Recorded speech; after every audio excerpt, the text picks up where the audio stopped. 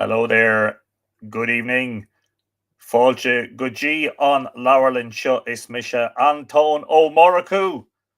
I'm Anthony Murphy. Welcome to Live Irish Myths. This is episode number 186. Tonight we are talking about early Irish society in the first millennium AD.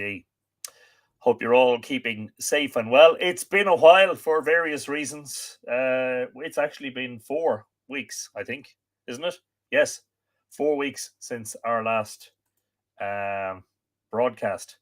So there are reasons for that. 3 weeks ago, I had a very special guest here doing some recording for material that will be publicized or published at a later date. I have to keep that one under wraps. No, I can't tell you.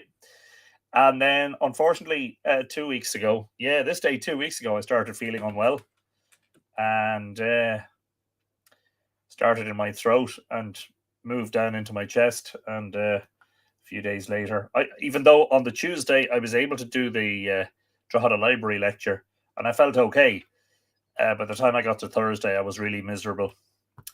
And really in the recovery phase now, not completely recovered.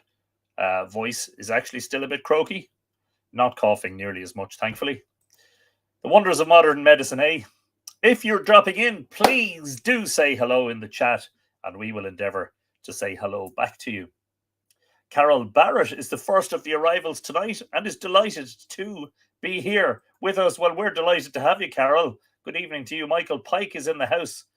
Hello, Michael. Conas Atatu, Brendan Byrne, saying, hope I am better. Well, not completely recovered, but dramatically recovered compared to even a few days ago.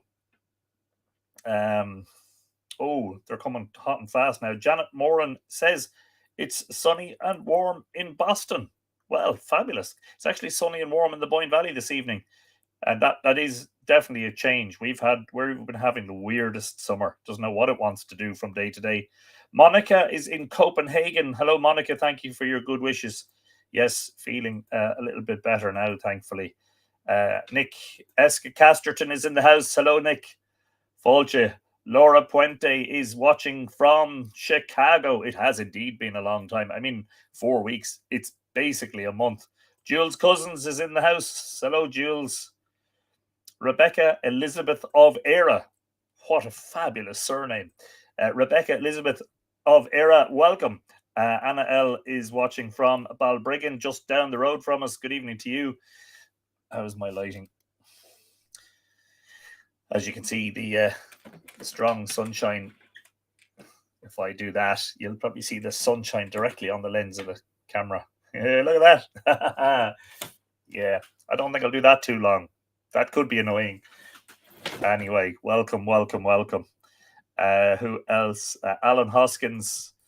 Hello, Alan. Salutations and felicitations to the mighty Tua. Yes, indeed.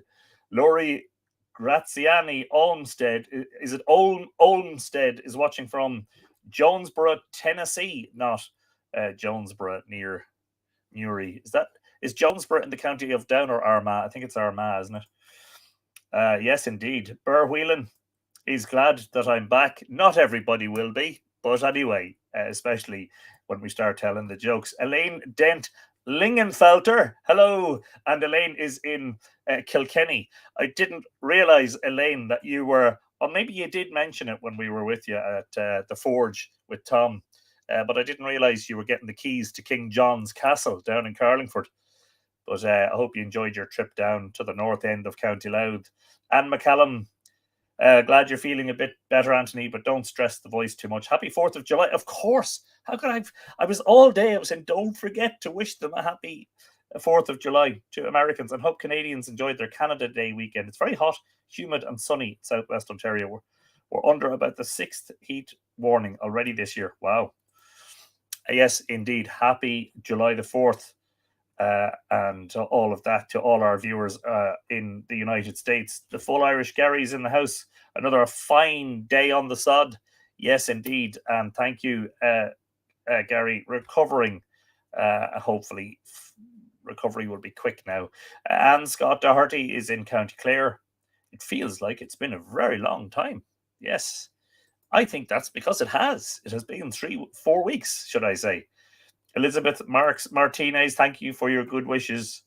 Wayne Bird, sounding a bit better. Hope everyone's well. For a few days in the middle of it, I was literally croaky. I mean, I couldn't, I basically lost my voice effectively. Joe Butler, Auntie Joe is in the house. Hello, Joe. Cornelia Skipton is in Rockville in Maryland. Hello, Cornelia. Welcome. Stephen O'Hara is watching from Kilkenny. Great to see you, Stephen. Nicoline Vilvana is saying good evening. Hello, Nicoline. Perhaps you might tell us where you're watching. You're very welcome. Maureen Joyce is in Lexington in Kentucky. Barbara Barney is in the house. Barbara, where are you watching from? No, was it the other Barbara who was over this side of the Atlantic? Barbara Murphy, I think, was in Scotland, wasn't she? Never mind. I apologise for mixing the Barbaras up. Porrig Irish Goran. Classic paper. Irish blinds. Ha ha. Are you related to the Paul Porrig? Erica is in the house. Hope you're feeling better, Auntie. Well on the mend anyway. Hard to keep a bad thing down, Snapper Earl, happy 4th to all. Yes, indeed. Haleb B04. Glad to see you've recovered. Monday evening returns to normality. Yes, indeed. Mariana Dunn is joining us and celebrating Independence Day. Salav is in the house. Hope you're feeling much better. Many of us have been under the weather. Yeah. A lot of people have been actually sick lately. Sandra Boothroyd is in the house. Hello, Sandra. Sheila Gunn says, overcast, but no snow.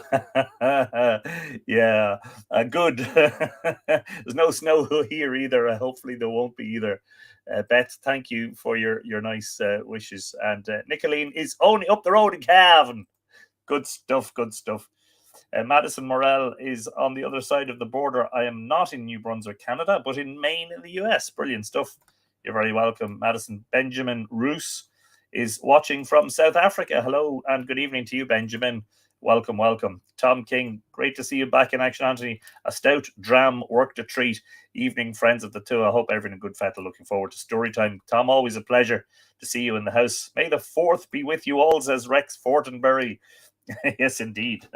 And don't forget that we have this wonderful item, which we are giving away. That's when I say we, I mean Tom, our great Smith of the Tua on Gubba. Tom King has crafted this beautiful Curbstone 67 pendant based on the designs on Curbstone 67 at Newgrange. All you need to do to be in with a chance of winning this, we'll make the draw on Saturday at our gathering on the Hill of Ishnok. That is moving from right to left across the screen on the ticker tape at the bottom. Trying to get that. Which way is it, Anthony? Which it's left. That's right. No, that's right, and that's left. But I have to point to the right because it's mirrored. Oh, never mind. You get this picture. Anyway, all you need to do to be in with a chance of winning that is order any of Tom King's creations on the Mythical Ireland website at mythicalireland.com or any of my books, and you'll get those in the shop and gallery drop down, gallery and shop, and either books or on Gubba Creations. So you know what you have to do.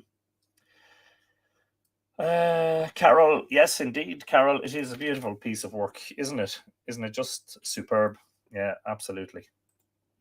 Chris Haney Lang, Tom King does such beautiful work. Yes, indeed.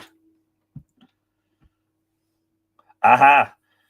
So Hallie B04 is Sue Prenter, messaged on the iPhone, watching on the TV. Well, brilliant stuff, Sue. You're very welcome. Who Gadarn is also here.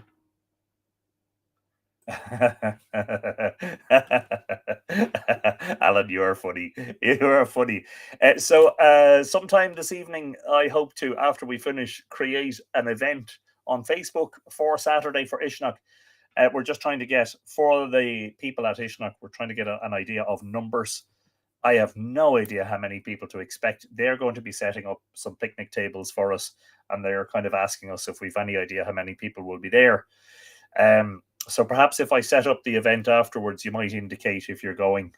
or comment on it underneath, just so that we get some rough idea of what to expect in terms of numbers. Mandy McCurl is in the house. Cool and breezy tonight on the Isle of Mull, just sitting down to dinner. Well, I hope that's nice. Hope you have a nice drink to go with that, Mandy. Wouldn't be like you, you know what I mean? Adrian O'Beglin is in the house. Hello, Adrian. You're very welcome. Jared Mantooth. What is with the legend of Scotia? I am telling every redhead they're ancient Egyptian royalty. Oh, yeah. Careful with that one. We'll get onto that subject, actually, at some point in our live streams. On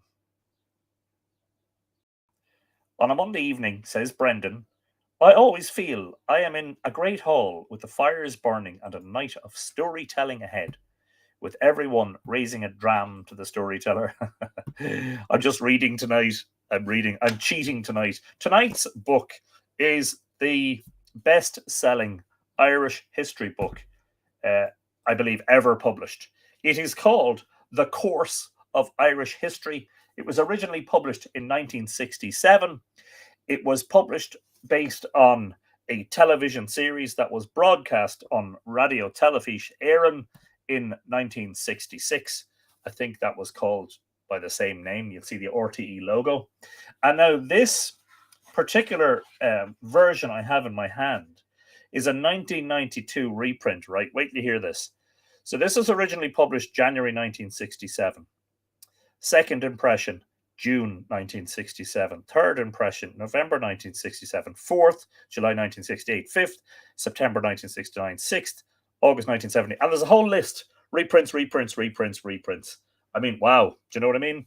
And I'm impressed because what they did was, at the time, they got the foremost experts in their fields to talk about various periods of Irish history. Now, the one that we're talking about tonight is obviously very important. This was a period of great change in Ireland. It was when Christianity arrived, and of course, we see the first sort of stories forming, as it were. Not that they were forming, but we see the first stories written down by the Christian monks. If you recognized F.J. Byrne, that is because he is the very well-known author of that book, Irish Kings and High Kings, which is a must-have, must-read tome if you are interested in especially medieval Irish kingship, but ancient Irish kingship and high kings. Tara is saying, question, is the Triskel based on the triple spiral in Newgrange? Yes, indeed. The only place in megalithic art in Ireland that you will find the triple spiral, the tri-spiral, the Triskel, is at Newgrange on curbstone 1, the entrance curbstone, and on a chamber stone in the interior. Rose Corraine is in the house. Hello, Rose. You're very welcome to the live stream. Vicky Wallace Southall is in the house. Hello, Vicky. And if Evan and Chili are there, welcome back. It's been a while, but that's my fault, not yours. I hope everyone is keeping well. On your side of the Atlantic, Barb Jordan is in the house. Hello, Barb. Elaine is saying, I can hear you now. Yeah. Well, I don't know whether you're having volume issues or whether just over the last few weeks my voice was... Alistair is cooking steak, just opening the wine. Very nice. Any chance of a spare seat at the banquet? Oh, hang on. You're too far away. Damn. Yeah. Anyway, yeah, it's really lovely to be back. It really is. It's been strange. Evan and Chili are waving. Hello there. Brilliant. Yeah, it's been strange. It's been a strange time. I haven't been this unwell in probably about 4 or 5 years. But there you go. And the healthcare people telling me that it's rife. I mean, COVID is making a strong comeback right now in Ireland. But a lot of people coming down with other illnesses. So there you go. It really is. Pardon me, there's another me talking on that screen. I better shut him up. Sounding much better, says Elaine. Yeah, feeling it too. The Full Irish is asking if there are a mention of High King Lyra. I'm not sure because I already read this, and I'm not sure that there is, because he was the High King when St. Patrick arrived, but I'm not sure whether he was specifically mentioned, because Tara is mentioned in this chapter. Anyway, let's find out, shall we? Let's find out. Right, let's go. Though many specialist books, I'm reading from the back cover, though many specialist books on Irish history have appeared in the past 50 years, there have been few general works broadly narrating and interpreting the course of Irish history as a whole in the light of new research. That is what this book, first published in 1967, set out to do, and it is a measure of its success that it is still in demand, being now in its 16th printing. The first of its kind in its field, the book provides a rapid, short survey with a geographical introduction of the whole course of Irish history, based on the series of television programmes first transmitted by Radio Telefís Éireann, that's RTE, from January to June 1966. It is designed to be both popular and authoritative, concise but comprehensive, highly selective but balanced and fair-minded, critical but constructive and sympathetic. A distinctive feature is its wealth of illustrations. The present edition is a revised and enlarged version of the original book. A new chapter has been added, bringing the narrative to the end of 1982, and the illustrations have been correspondingly augmented, etc., etc., etc., etc. The book has been planned and edited by the late Dr. T.W. Moody, Fellow Emeritus and former Professor of Modern History, Trinity College, Dublin, and Dr. F.X. Martin, OSA, Professor of Medieval History. That's Augustinian, isn't it? Order of St. Augustine. University College, Dublin, an appropriate partnership for this enterprise of scholarly cooperation. Of the 19 other contributors, 17 are or were on the staffs of the universities and university colleges of Ireland, and 2 were on those of the universities of Cambridge and of Manchester. So there you go. The Moonshore has not begun, Fergal Canton. He is just about to begin. So take your seat and grab your dram or your cup of tea or whatever you have and make yourself comfortable. And you too, Samantha Healy. You're very welcome. I hope you're comfortable also. Jake O'Driscoll, any mention of the Clanna de Dad? Well, we'll find out, I suppose, fairly quickly, won't we? Already before the Christian era, Ireland was a Celtic country. Now, that's the first sentence, and immediately we're into controversy. Of course, that is an idea that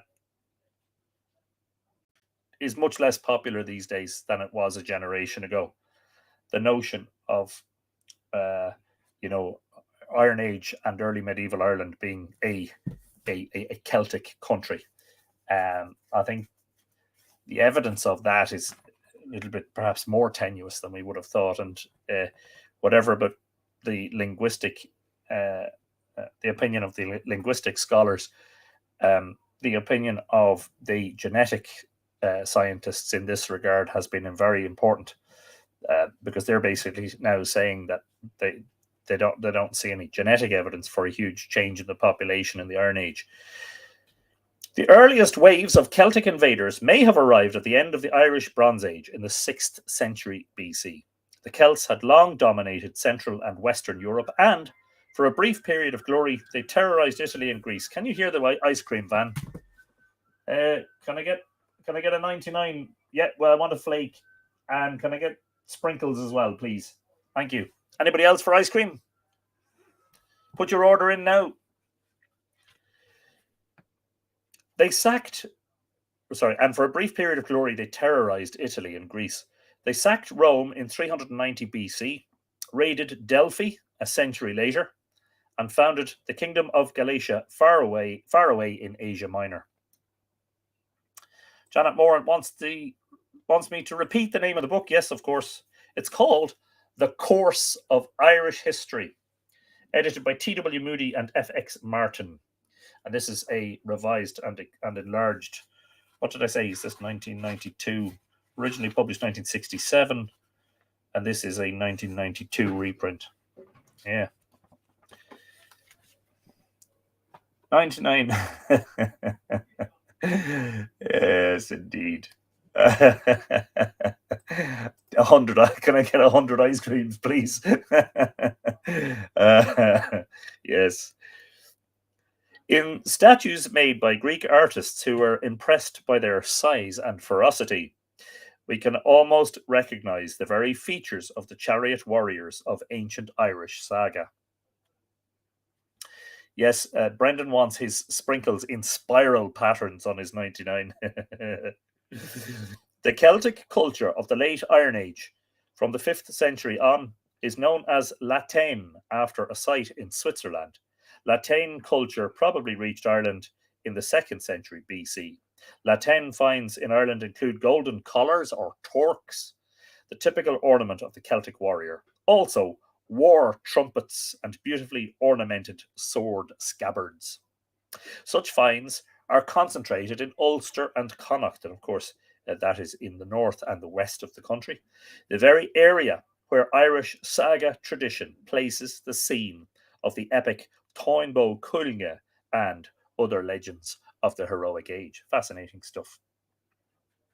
Virgil wants a double vanilla with strawberry syrup. You're not fussy or anything, are you?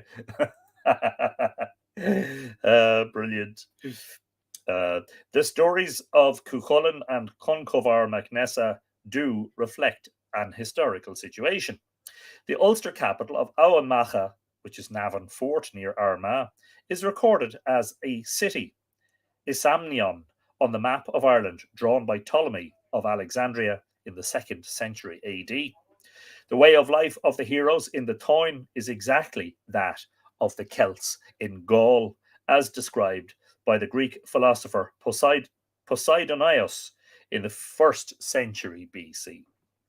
It is also very similar to that of the Homeric warriors in the Iliad. Still further east, the Sanskrit epic poem, the Mahabharata, depicts the same society of chariot driving warriors in northern India some centuries earlier. Fascinating stuff. Paul Campbell is in the house. Hello, Paul. You're very welcome to Live Irish Myths. Fabulous to see you. I saw you on the No Name Trivia show this morning. Kathy May Deo is in the house. Hello, Kathy May. Always great pleasure to welcome you into the library.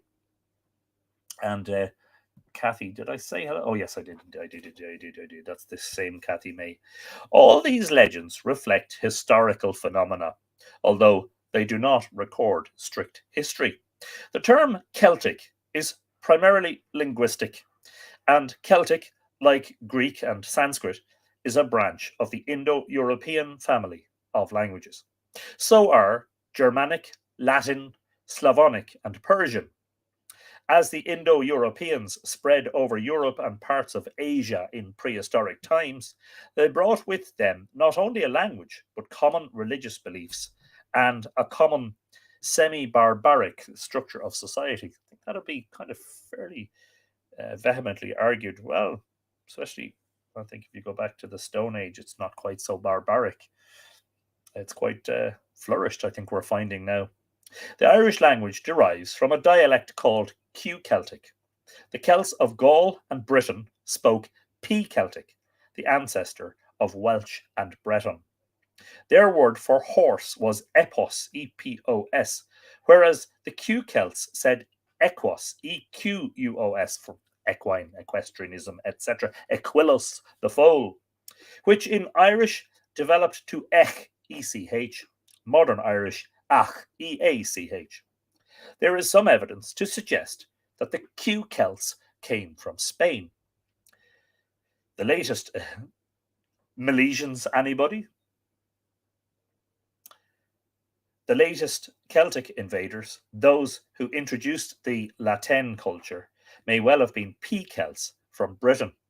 Cuchulainn's boyhood name of Setanta, or Setante it has here, AE, is identical with that of a British tribe, the Setantii, Setantii, who lived on the Lancashire coast. The Manapi of Belgium appear on Ptolemy's map of Ireland in Wexford. Later, they are found in Ulster under the Q Celtic form of their name as Fer Monach, which I believe is the old Irish for the name for the county of Fermanagh, if I'm not mistaken, Fermanagh. Looking good, Anthony. Feeling better, says Anna Liffey. Indeed. Well, on the mend, as they say. Anna, thank you very much and welcome. Josie Weatherford is apologising for being late. I'll sit in the front with my pen ready. That's okay. I need not chastise you. Look down over the rim of my glasses at you knowingly. I don't need to do that then. Good. Tom, King of the Fire Forge. I like that, Rose. Yes, indeed. Tomas Mac Henry. Tom, the son of the king. On Goba. Yes, he comes with a lot of titles. All he's missing is the letters after his name. Yes, no Brown Zone. Michael Pike correctly reminds us. The earlier non-Indo-European population, of course, survived under the Celtic overlordship. One group in particular, known to the P-Celts as Prytani, Welsh Prydyn, don't know how to pronounce that, and to the Irish as Cruithni, Cruithni, survived into historical times as the Picts, or the Painted People of Scotland. The Cruithni were numerous in Ulster too, and the I don't know how to. I always stumble on this one. Loiges, Loigish of Leinster, and possibly the Ciria, which is the old Irish name for Kerry, of Connacht and North Kerry, belonged to the same people. But when Irish history properly begins in the 5th century AD, it's like there's no such thing as history until Christianity arrives. All these peoples had become completely Celticized, sharing a common culture and a common Gaelic language. This language was introduced into Scotland by the Dalriata of Antrim, who founded a powerful kingdom in Argyll. The movement of British Celts to Ireland was reversed in the 4th century when the Irish began raiding Roman Britain. The Romans called them Scotti, Scotti, and the Britons Gwyddl, Gwyddyl. The Irish borrowed this Welsh name for themselves as Gael, or modern Irish. Gael, the Middle Irish would be Goidil, modern Irish Gaoidhil, the Gael. So, yes, apparently, if I'm reading this correctly, the Gael, which is a collective sort of word for the Irish, was a name given to us by the British. Just seems we can't do anything in the history of this island without some say-so from across the sea. Beam me up, Scotty, says Fergal. Excuse me. Says Fergal Canton. I like it. And Mark Gordon is on vacation, out hiking with wife around the Lake Superior. Wow, nice. Well, enjoy that, and I hope that you're able to listen in while you're exploring. Elaine is complaining about her Wi-Fi. What can you do? I don't know. Funnily enough, Peter Woods is saying the same thing. You're freezing every 2 seconds. I hope that's not wishing you bad broadband, but I hope that's on your end and not on mine.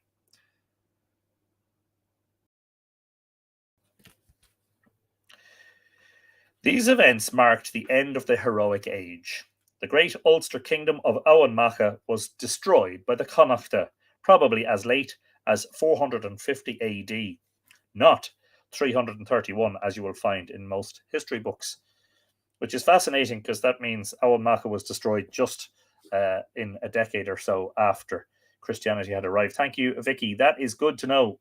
It may not be my end, but there's not much I can do about it mid broadcast anyway, I suppose. But I'm glad that it's not causing you a problem. In fact, when Armagh was founded in 444 as the chief church in Ireland, Eoin Macha may still have been the most important political centre. See what the church does. Niall of the Nine Hostages, a prince of the Connacht, seems to have won fame and power by successful raids on Britain. From his brothers, Brian and Fiachra, descended the great ruling families of Connacht. Niall's own descendants took the dynastic name of Enail. 3 of his sons founded kingdoms in northwest Ulster. Others ruled in the Midlands, in Meath and Brea, and waged successful war against the Lion of Leinster. Around Owenmacha itself, the subject peoples seem to have thrown off the yoke of the Ullad and put themselves under the protection of the Enail. They formed a confederation of 9 petty kingdoms, a sort of satellite state called the Argiala, the hostage givers, known in English or anglicised as Oriel, from whom Niall got his epithet of Nigialach. The Ullad themselves were driven east of the Bann. When documentary evidence becomes fuller in the 7th and 8th centuries, we see that Ireland has settled down to become an agricultural country, divided into mainly small kingdoms. Pardon me while I adjust myself on the chair. There were at least 150 such tuath, although the population of Ireland may have been less than 500,000. The great warlords who had dominated the land with their chariots and hill forts had gone. Heroic ages do not last long, but they are remembered forever. At this very time, the old Irish sagas were being composed by men who united native and Latin learning, just as suburban Americans cherish the memory of the Wild West. So Irish kings cast themselves in the in the role of Conall Cernach or Cuchulainn. But the Irish nobleman was primarily a farmer. The battles which figure so prominently in the annals rarely lasted longer than a summer's afternoon. Wow, fascinating. Excuse me. In this rural society, yes, take a drink. Indeed. Water, of course. In this rural society, there were no towns or villages. The only feature on the Irish landscape approximating to a town was the larger monastery. About the year 800, Angus the Cayley J, in his poetical calendar of saints, describes the scene. Just give me a moment here. That's interesting, isn't it? Like, no such thing as towns and villages, and the closest approximation to something we might call a town would have been a monastery. And this is from Angus the Culdee. The strong fortress of Tara has perished with the death of her princes. With its choirs of sages, great Armagh lives on. The wrath of Cruacha has vanished altogether with Ailill the victorious. Fair above the kingdoms is the majesty in the city of Clonmacnoise. And you can see what's happening here. He's basically saying the pagan sanctuaries are empty and dead, but the Christian ones are vibrant and alive. The proud fortress of Allen has perished with her boastful host. Great is victorious Bridget, beautiful her crowded city. Of course, Kildare, the monastic city of Kildare, associated with Bridget being geographically the closest to the Hill of Allen, which is where Fionn McCool was supposed to have reigned from. The fortress of Owen has faded away. Only its stones survive. Crowded Glendalough is the Rome of the Western world. Nice bit of church propaganda there, Angus the Culdee. The overkings, that's the end of that quote, by the way. The overkings of the Enail continued to call themselves, quote, kings of Tara, unquote, but they themselves lived more modestly in ring forts or lake dwellings, such as the Crannog at Lagore in County Meath, the home of the Enail kings of southern Brega. Yes, indeed. Thank you, Gary, for that advice. Please like and subscribe. It helps the channel and the community. Yes, indeed. Good advice there. 100% correct. The people lived in individual farms. The better homesteads were rats surrounded by an earthen rampart and stockade, the quote unquote fairy forts of the modern countryside. The king's house, according to the Brehon laws, should have a double rampart, the outer ring being built by the forced labour of the king's lower grade vassals, his Céilí Gielni. The king's most important functions were to lead his people in war and to preside over the Éanach, or the assembly. This was an assembly. Anthony, try and stop explaining things if they're being explained in the next sentence. That's a terrible habit of mine. This was an assembly held on regular occasions when the population of the Tua could meet to transact public and private business. There were also games and horse racing, a survival from pagan funeral games, for the site of the Éanach was normally an ancient tribal cemetery. And if you watched my talk in Drogheda Library on Midsummer's Day on the 21st of June, you'll have seen that I spoke about the fact that Brunebonia, which is ostensibly a cemetery, was also referred to as an Éanach in some of the medieval texts, which is fascinating. But no tradition of its survival into medieval times was recorded. My hypothesis being that the Éanach in Broga referred to in the manuscripts refers to the prehistoric or late Neolithic Éanach that was probably held there. In the 12th century, the scribe of the Book of Leinster drew an imaginary sketch of the great banqueting hall of Tara as it was conceived to have been in the days of the legendary Cormac MacArt. That is Chachmi Horta, as it's also known. And I'm just going to show you briefly that. That is the plan of the banqueting hall from said Book of Leinster. It shows in detail the official seating protocol and lists the portion of meat to be served to each guest according to his rank. One sausage for him. Yes, indeed. This picture is not completely unreal. The laws describe the seating arrangements in the less magnificent hall of a petty king in the 8th century. The door faces east, and beside it are the king's bodyguard of 4 mercenary soldiers. Yes, the A-team. The personal surety for the king's base vassals west of these, this is a quote, envoys are placed to the west of him, guest companies after them, then poets, then harpers. Now, let me just see if I can find out what that footnote, where that is being repeated from bibliography. No, I don't want bibliography. I want footnotes. Here we go. What am I on? Chapter, what is that? Chapter 2, is it? Chapter 3? 3. Early Irish Society. And that is from Gaulach. Cri Gaulach. Edited by D.A. Binchy. And D.A. Binchy was Ireland's foremost 20th century scholar on the Brehon laws.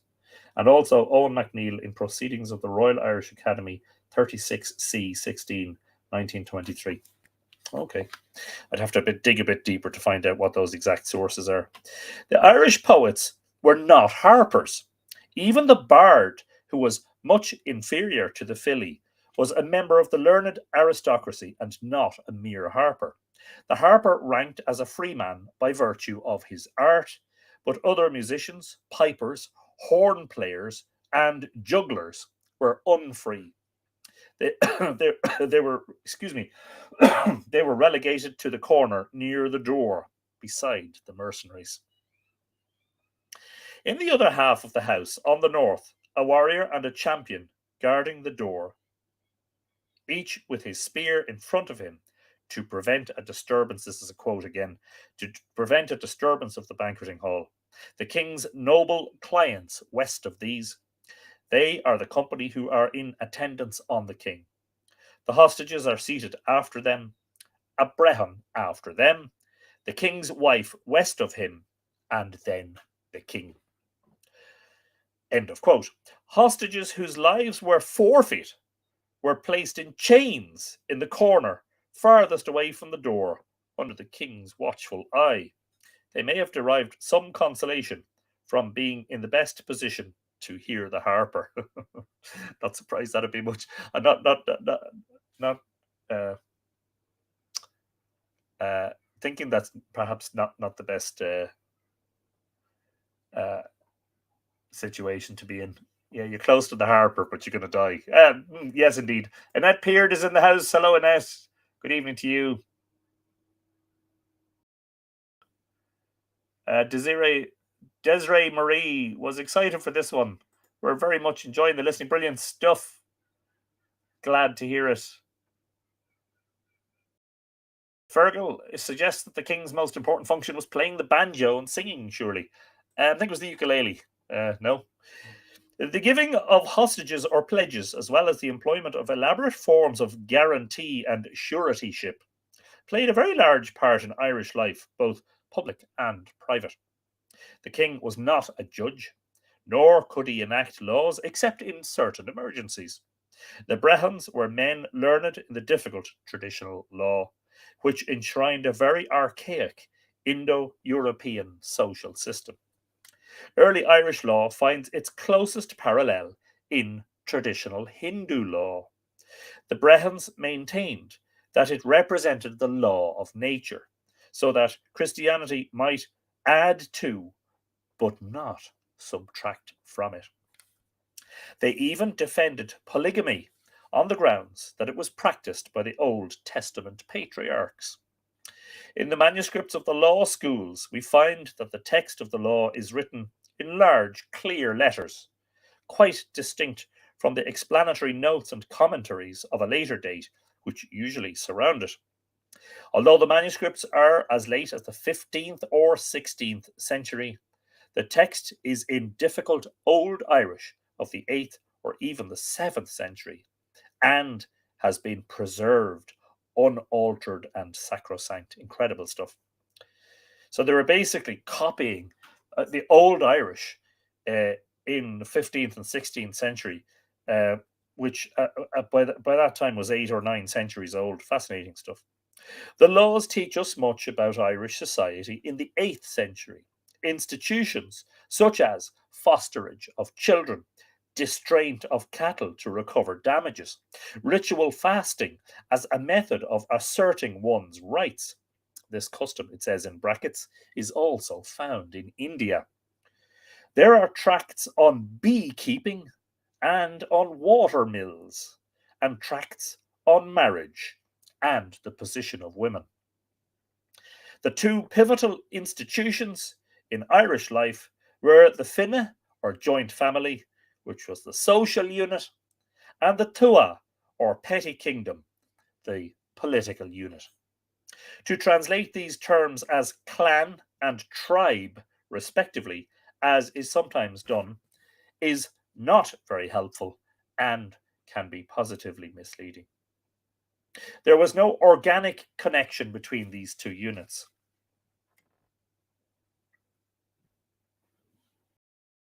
Brian is saying hello. Brian, you're very welcome to the live stream.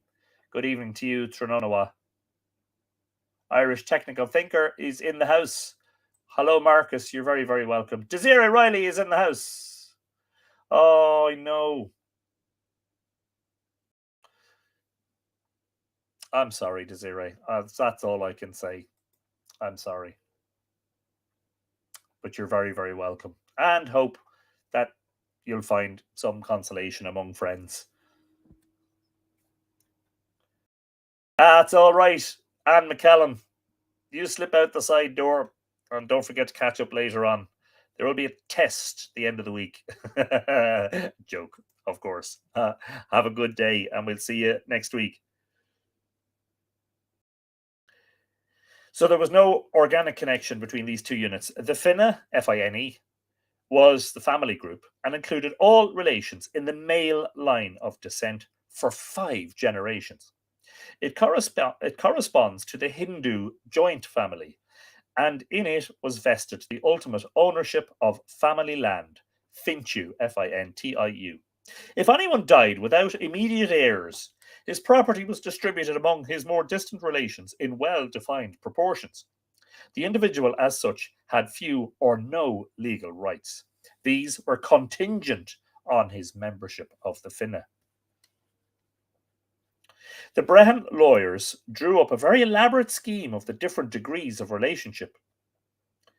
The Gaelhine, or is it Gaelhine, Geilfhine, sometimes called Gerfine, Deirbfhine, was the normal family group, basically the relationship between a man and his brothers. But it was extended over 5 generations to include his own children, his father's brothers, his grandfather's brothers, and even his great-grandfather and his brothers. Naturally, it was extremely unlikely that so many generations should be alive at any one time, but the lawyers had to provide for all possible contingencies, as they continue to do to this day. The next group, the Gerfine, or alternatively the Taobhfine, brought in the first cousins for 4 generations, and the Earfine and Intine, the second and third cousins, respectively. Wow, it is complex, isn't it?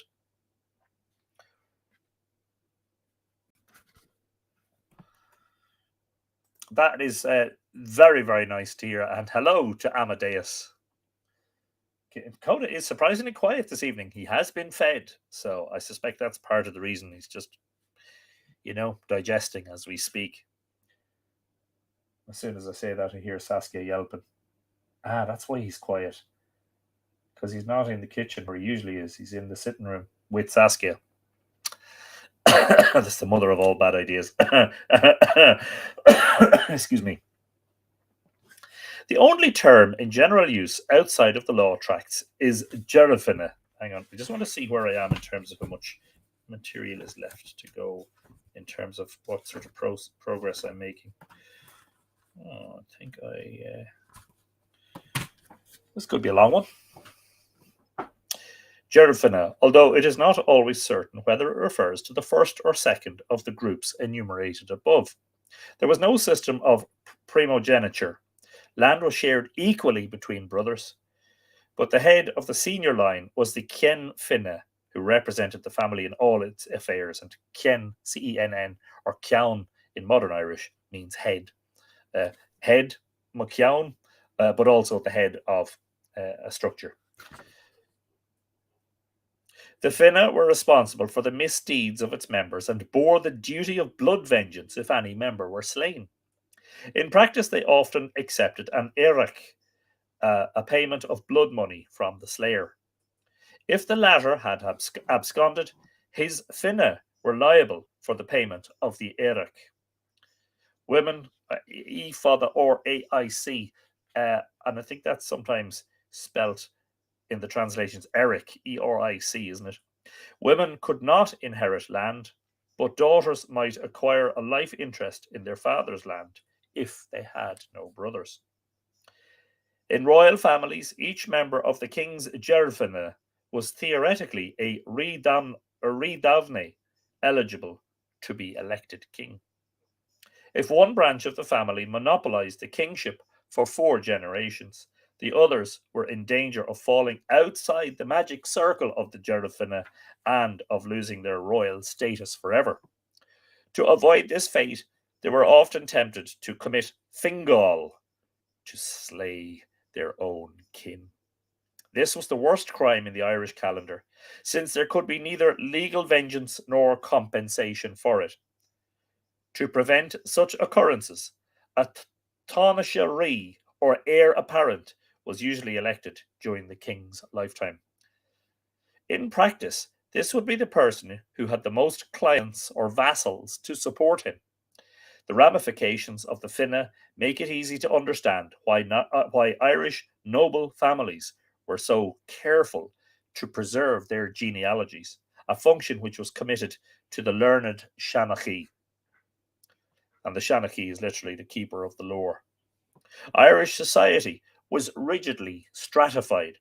Besides the unfree classes, slaves, labourers, workmen, and the lower grades of entertainers, there were freemen and nobles.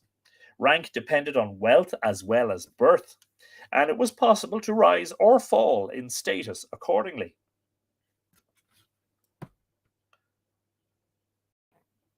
Learning was also a qualification.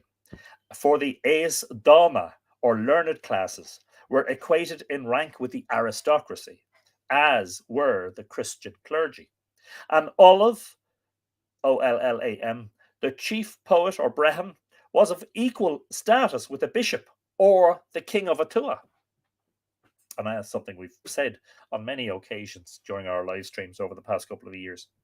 It was even possible for one of the unfree status to acquire franchise by practicing a skilled trade. Smiths, there you go, Tom King. Physicians and harpers were classified as freemen.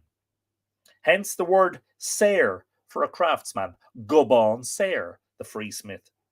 Irish law had a maxim that a man was better than his birth. Is fer a chunu. All freemen were landowners. The lawyers catalogued elaborate subdivisions of each class according to property qualifications. The bora, or higher grade of freeman, had to have land worth thrice 7 cuvels. Cummels or cuvels would be lenited, wouldn't it? It would be cumals. That is to say, an amount equaling the value of 63 milch cows. Thrice 7 cummels. 21. Yeah, so 3. A cummel or a covel is 3 milch cows. The Irish had a simple agrarian economy and did not use coined money, remembering that coins were not minted until the Vikings of Dublin in, I believe, the 10th century. The Irish had a simple agrarian economy sorry, I'm just after saying that, Anthony, but I'll repeat it just in case. The Irish had a simple agrarian economy and did not use coined money. The basic unit of value was a sage, se fada t, modern Irish sage, se fada ad, a young heifer. A higher unit was the covel, a female slave, reckoned as equal to 6 sates. We find similar units in Homeric Greece, and even the Latin word for money, pecunia, comes from pecus, cattle, which is fascinating. If you've ever heard of the phrase, the English phrase, pecuniary gain, he did not do it for pecuniary gain. Well, that word has its origins in cattle, because once upon a time, cattle were currency, and there was no such thing as silver or coinage or what we might call change. The covel and sach are not always to be understood in their literal sense, for they were equated with sums reckoned in shekels and ounces of silver, and we find the covel used as a measure of land, as in this description of the bora's property. His house is described in detail, and the following is quite a lengthy quote. All the furniture of his house is in its proper place.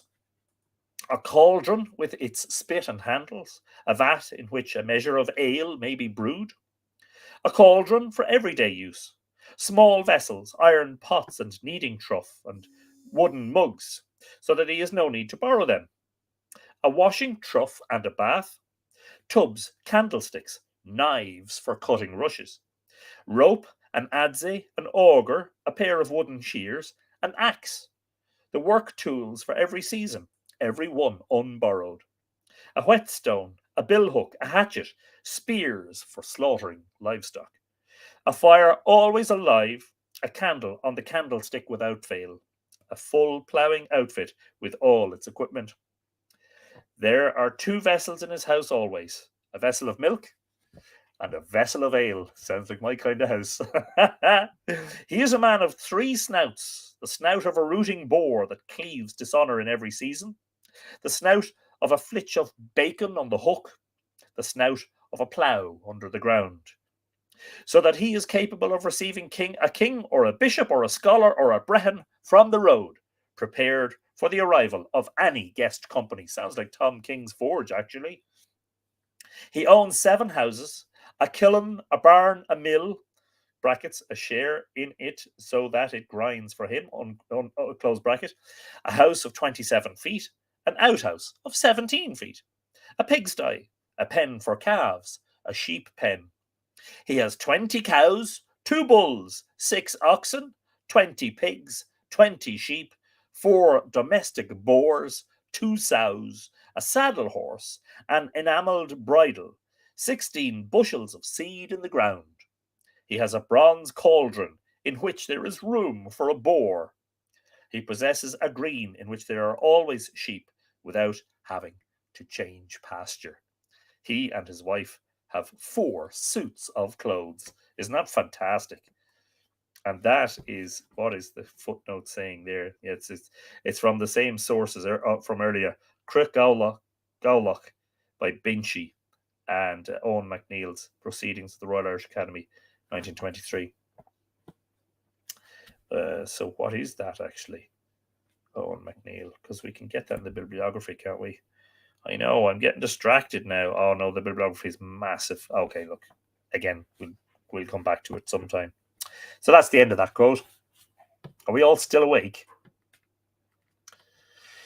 It was 3 covel equals 1 milch cow, says Shane Broderick. Thank you, Shane. A 17-foot outhouse. Yeah, I know. I wonder, did he have an environmental? Did he have a planning permission? Environmental impact statement. Julie M is in rainy Wisconsin. A very, very good afternoon to you. It's bright and sunny in Grand Junction, Colorado, says Desiree. And Catherine Woodruff says, we are having a soft Irish afternoon. Showers. Yes, indeed. A very good afternoon to you. Excuse me. The Greeks and Romans always spoke of the Celts as wearing trousers. But in Ireland, only the lower classes seem to have worn them. They were tight-fitting and could be short or long. They were usually worn together with a short jacket. But the aristocracy, both men and women, wore a voluminous cloak called a brat, B-R-A-T, over a shirt or tunic, the lania, which is, by the way, the modern Irish word for a shirt is a lania, which varied in length. The brat was often secured with a beautiful brooch. A man's status was expressed in very material terms by his enechlan, or honour price. Damages due to him in a lawsuit were assessed according to this price. Furthermore, he was not able to make a legal contract for an amount worth more than this, nor was his evidence on oath valid in cases involving a larger amount. So there you go. You couldn't wager on something that was worth more than all your assets, basically. The detailed inventory of the contents of an aristocrat's house in the same law tract shows that it was basically the same as that of a prosperous commoner. The furnishings are more luxurious, of course. Articles of yew wood, bronze, silver, and gold are mentioned. His hall had 8 bed cubicles arranged along the walls and furnished with mattresses, cushions, and hides. Sounds very, very luxurious altogether. And Desiree says, no, now we know what to wear for a Tua costume ball. Yes, indeed.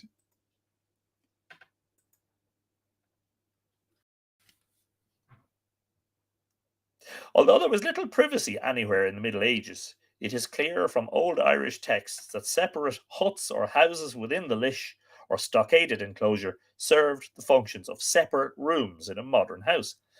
It is obvious, too, that the nobleman was a farmer, and here follows another quote. He has implements for every sort of farm work, with a plough and its full legal equipment. He has 2 horses for harrowing.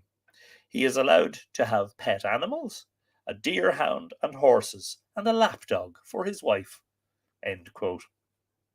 The element, and of course, we learn, of course, in the Dinshanachus about Bowen having a lapdog called Dabila. The element which really distinguished the aristocrat was jeish, the possession of clients and vassals, and the authority and influence which this entailed. That's D-E for the I-S. Jeish. Irish, I was going to say citizenship. Irish clientship was quite different from the feudal system of medieval Europe. The free or noble clients, the Saor Chéile, borrowed cattle from their lord with which to stock their own land. For this they paid a high rate of interest and accompanied the lord as part of his dove or retinue. The word céile, in fact, means companion. The so-called Dáir Céile or Céile Gielni, on the other hand, was not, in fact, unfree. He paid a lower rate of interest for his stock, but he also had to pay an annual food rent and to perform certain menial services. He also had to provide free hospitality for the Lord and his retinue during Aimsir Chu, or koshering time, between New Year's Day and Shrovetide. Both forms, both forms of clientship were terminable on repayment of the original stock. So you can see it's quite complex. The structure is there, and again, depending on your rank, and your rank could change. A noble himself might be céile to another noble or to the king. We are told of the Ara Tuishe, the highest grade of nobleman, that he was the Taoiseach, or chief of a large group of aristocratic kinsmen, a Canaille. And that word, if it's familiar to you, it should be if you're Irish. We call our prime minister in the prime minister of the Irish Parliament today is called the Taoiseach. And here is another quote: 20 sages. Just trying to figure out if I'm pronouncing that right. 20 sages is his honor price. He swears in compurgation. He is bond, surety, guarantor, debtor, or creditor, and witness to that amount. He must be able to pay it whenever necessity arises, without having recourse to requisition or borrowing, so that he is of full assistance to the Tuatha in representations, in oaths, in pledging, in giving hostages, in treaties across the border, on behalf of his kindred, or in the house of a prince. He sustains legal arguments on behalf of his father and grandfather. He is able to enforce compensation by his own power. His oath overrides those of his inferiors in rank. End quote. It is easy to see that only through the patronage of such a person could the ordinary man hope to recover damages or debts due from a powerful neighbour. The nobles, for their part, were anxious to increase their political power by having as many clients as possible. Julius Caesar says that the Helvetians were unable to convict Orgetorix of treason because he appeared in court surrounded by his clients and debtors. In Latin, clientes oberatusque. Don't know if I'm getting the pronunciation right there. Forgive me if I'm not.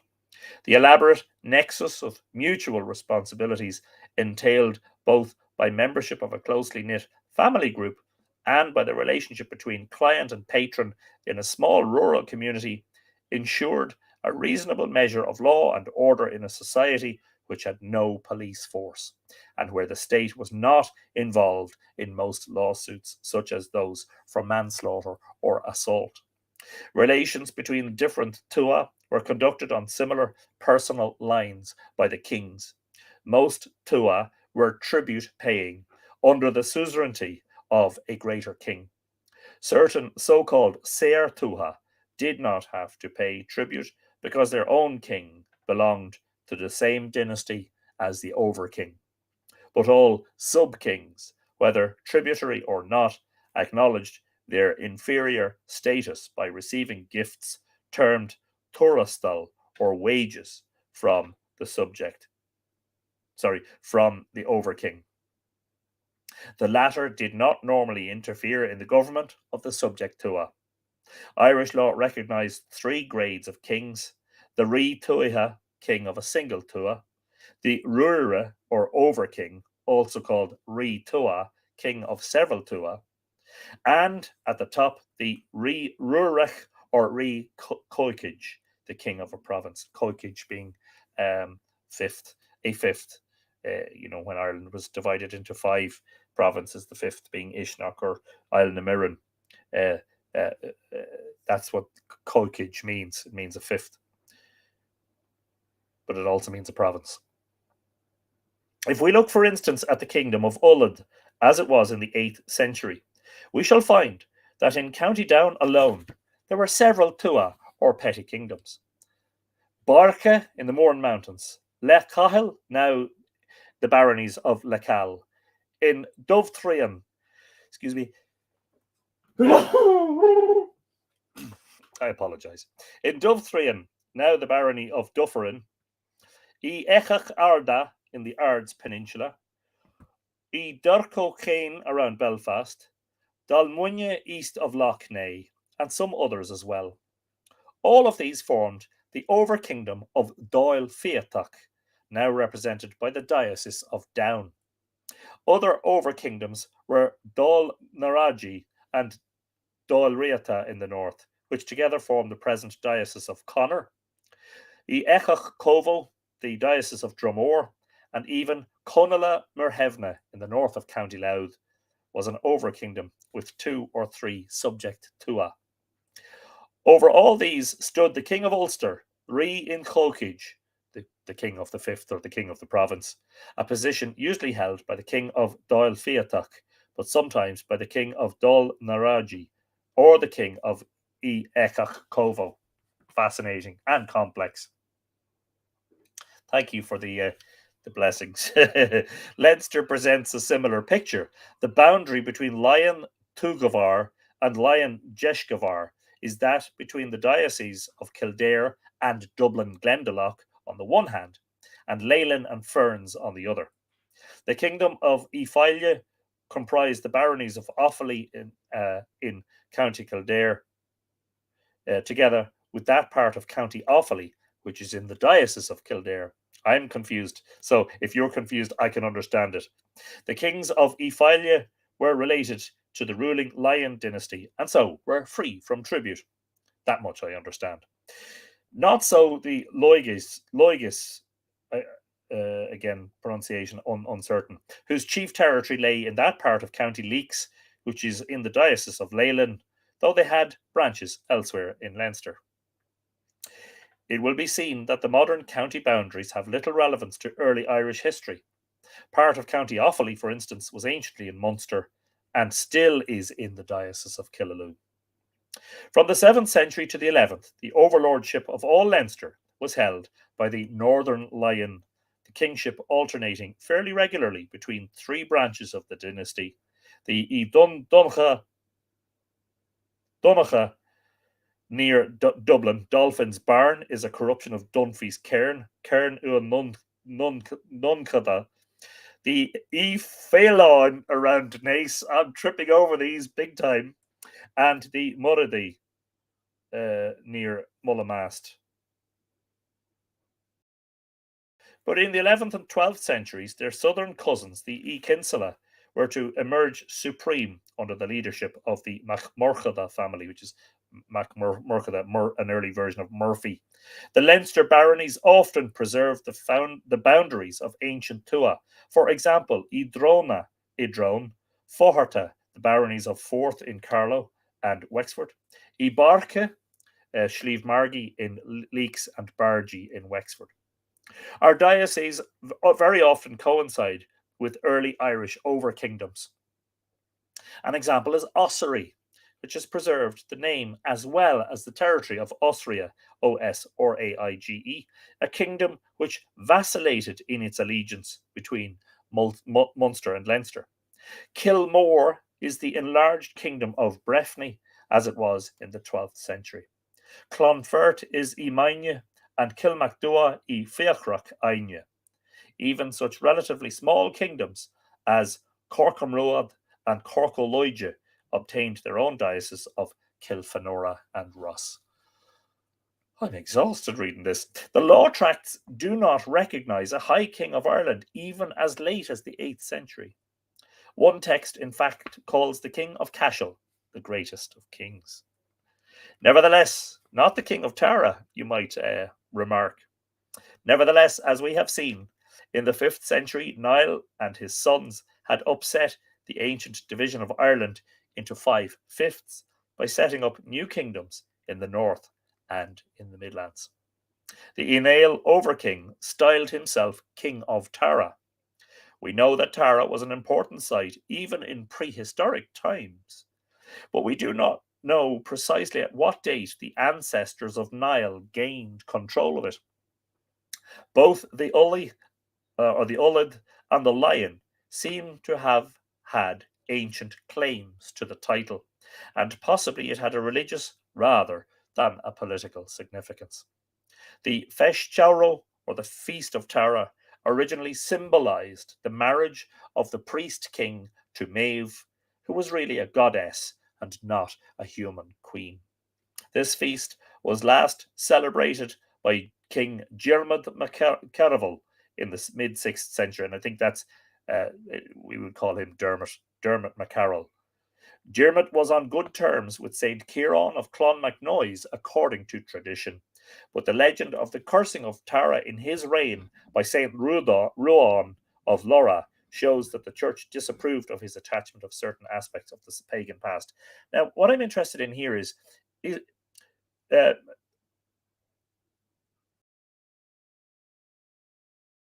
Saint Ruan cursed Tara in his reign. Is that the same Ruan who held a synod at Tara? Wrath of the Synods is so called because there were 3 synods there, one held by Patrick in the 5th century, one by St. Ruan in the 6th, and one by St. Adovnan in the 7th.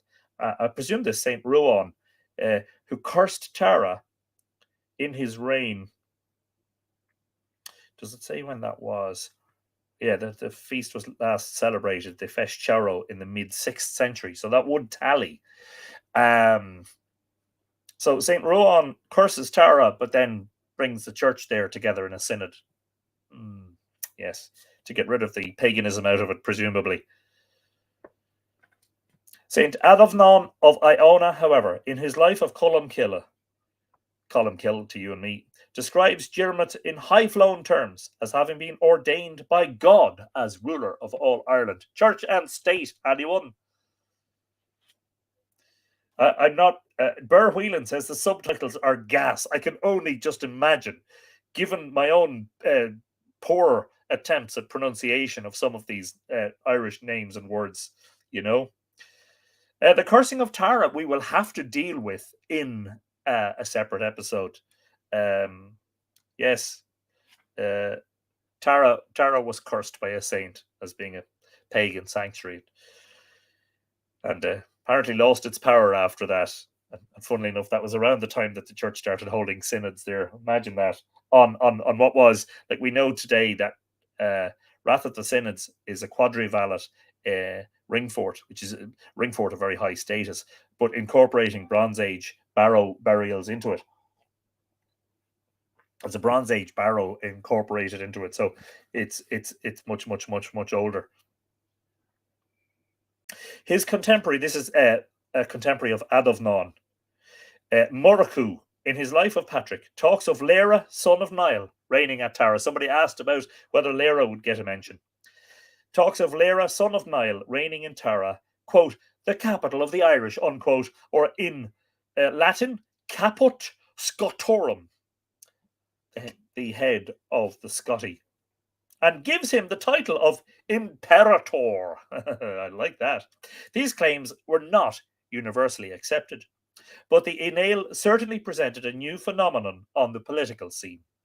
In particular, they demanded from Leinster the payment of a large cattle tribute, the Boruva. As the King of Leinster was technically a re-colcage, or a king of a province, he should not have had to pay tribute to anyone. The Boruva was never paid willingly, and many of the Ineal high kings fell in battle in the attempt to levy it. Excuse me. Pardon me. Meanwhile, Munster was ruled by the Onacht dynasty. This was divided into several groups with kingdoms planted strategically throughout Munster, dominating earlier peoples such as the Muscria and the Corco Loige. The king of any one of these groups was eligible to become king of Cashel. From the beginning, Cashel seems to have been a Christian centre, and several of its kings were also bishops or abbots. And at risk of repeating something that's about to be said, of course, the most famous one, I think, being Cormac MacCuillenan, a compiler of Cormac's glossary. County Clare had been conquered from Connacht early in the 5th century, and the Connacht had colonised it with a subject people. These may have been related to the Jaishi. At all events, they were called Injaish, which simply means the vassals. Later, they were to emerge from obscurity under the name of Dáil Cosh. And if you want to know what that's all about, please go back to our episodes dealing with the rise of Brian Boru. The rise and life of Brian Boru. I can't remember exactly which ones they were, but I'll quickly. We've only got a page left, so we're nearly at the end of the. Let me just quickly have a look here now. Brian Boru. Brian Boru. Yeah, oh, it was more to do with the Vikings, wasn't it? Episode number 174 was the Vikings in Ireland, part 3. So I suspect they are the ones. Episodes number 172, 173, and 174. Those dealing with the Vikings. Happy Day is watching from Balbriggan. Well, I hope you're having a happy day, and I wish you a happy evening. Yes, indeed, Josie is saying it was the episode on the Vikings. Thank you, Josie.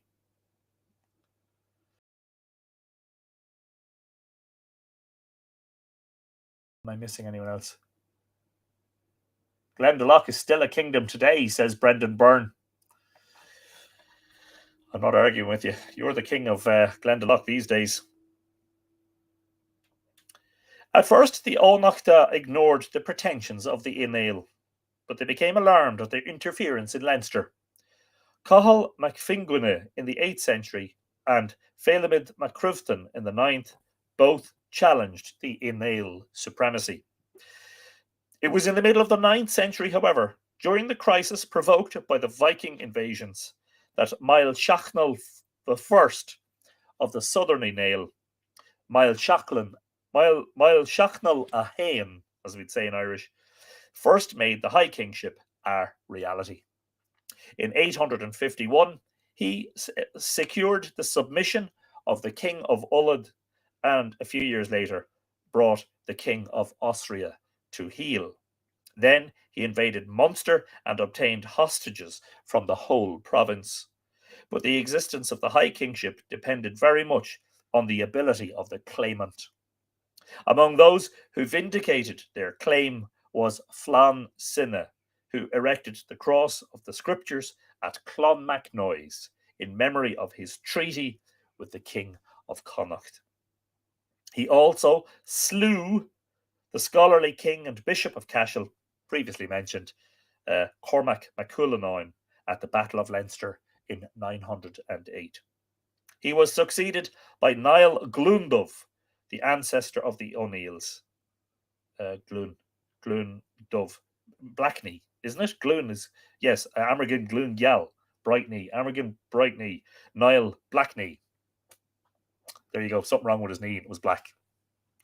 It was bruised. The ancestor of the O'Neills. Niall fell fighting the Dublin Norse near Island Bridge in 909 at the head of an army which was more representative of a national effort than that which fought under Brian at Clontarf a century later. Isn't that fascinating?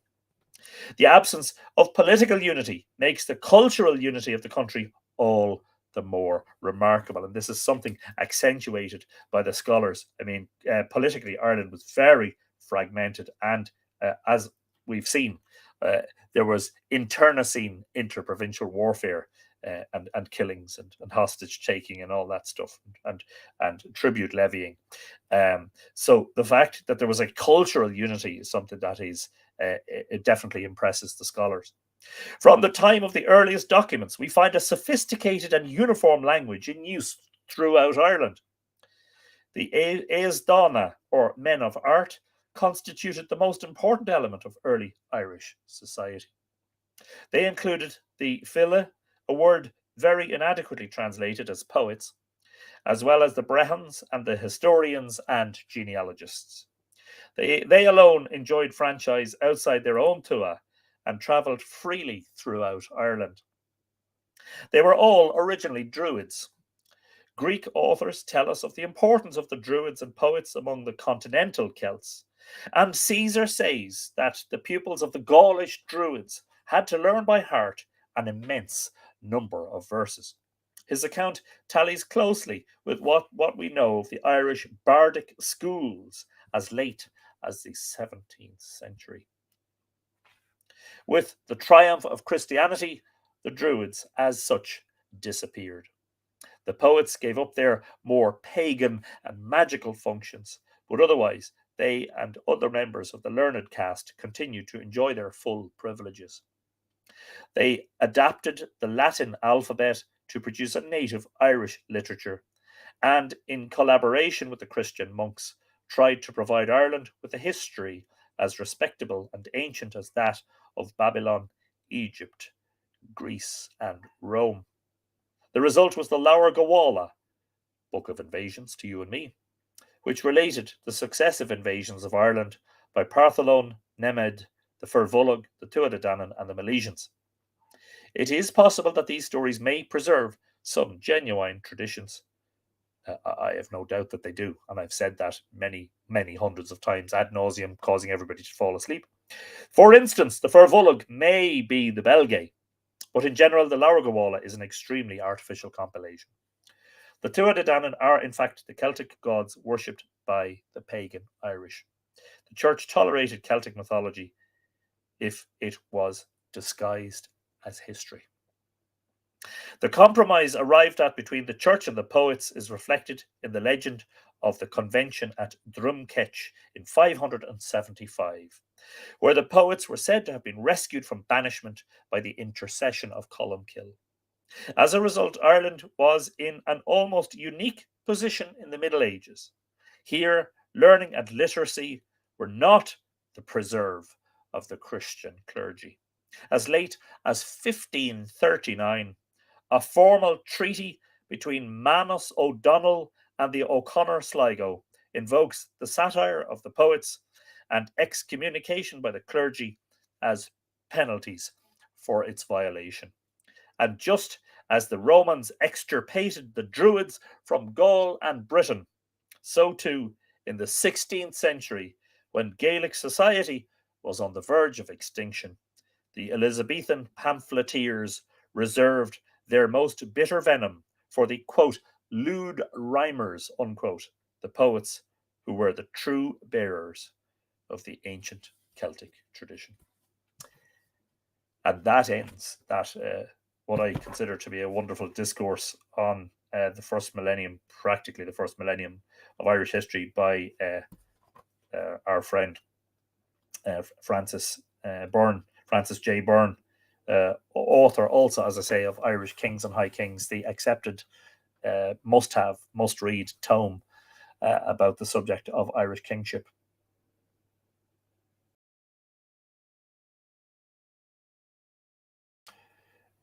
Liam Anderson, well, that is a very good question. What did the Druids know that the ordinary people didn't? I suspect that among the things they knew about were the prediction of eclipses. Very, very powerful. That if you could tell your tribe that the moon was going to turn blood red on a particular night, and then if it happened, you'd be considered magic. You know, you'd be revered and feared at the same time. You know.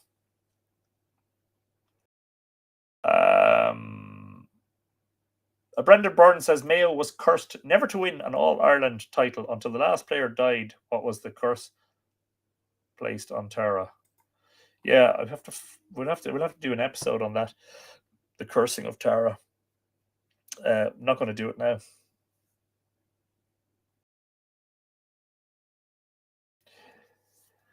So good to be back, and we've been going for almost an hour and a half now. If there are questions or comments, I would be glad to hear them. I am going to create, as I said, an event on Facebook for Saturday's gathering. You'll see that scrolling along there, details of it. So that's this Saturday coming, the 9th of July at 11 a.m. We will have a tour of the Hill of Ishnock, followed by a picnic. The organisers are asking us, the hosts at Ishnock are asking us for approximate numbers. I have to give them some idea of how many we're expecting, because they're they need to provide space for us for our picnic. So when I do that, I would just invite you all to let me know whether you're coming or not, so that we can get at least some indication of attendance. Anyway, the voice is beginning to crack again, as you probably hear. That's 2 weeks of coughing non-stop. I've had a great evening with you all, as I always do. So Saturday is the next big event. For those of you who are unable to make it because of geography, being on a different continent, etc., we will certainly endeavour to provide at least one live stream, if not more than one, during the course of the day. And I would invite anybody who is attending to please do take lots of pictures and video if you want, and share them on the Mythical Ireland community and on your own social media afterwards. Yes, and we'll hopefully have a great day. So fingers crossed. Just to remind you, please try to aim to be at Ishnock at 10:30. We want to start the tour at 11 a.m. On time, because the hosts, our wonderful hosts at Ishnock, have provided a time slot for us between their own tours, and I do not want to disrupt their tour schedule, because they will also have people moving around the hill. And the idea is that we'll get to move around the hill to the various sites at our pace without interfering with other tours. That's basically the plan. And don't forget, again, please do consider an entry into the competition to win the Curbstone 67 pendant made by the wonderful Ongubba Tom King, our resident smith, which we will make the draw for the raffle on Saturday at Ishnock. All you need to do to be in with a chance of winning that is to order one of Tom's items from the mythicalireland.com website, or one of my books sometime between now and Saturday morning. Okay. Drink some honey and lemon, says Irish Technical Thinker. Yes. Would a Bushmills or a Tullamore Dew have a similar effect, do you reckon? Anyway, we'll see how we go. So we'll see some of you on Saturday. Hopefully, we'll see some of you physically in person on Saturday, and some of you virtually on Saturday. And we'll be back on Monday next with the next edition, or the next stream, Live Irish Myths. Have a very, very good night, evening / afternoon / morning, wherever you are in the world. Keep safe and keep well. And what a delight it has been to be back again after a little bit of an absence. Unintended absence. We'll talk to you next week. There's the dogs looking to get in. Arr! Yes, you want to go out and he wants. I'll let them out now. Good night, and God bless, as they say. What is it I always say? Slán go fóill, bye for now, Eco Walk Hull, and most importantly, Tog go buggy. Take it easy.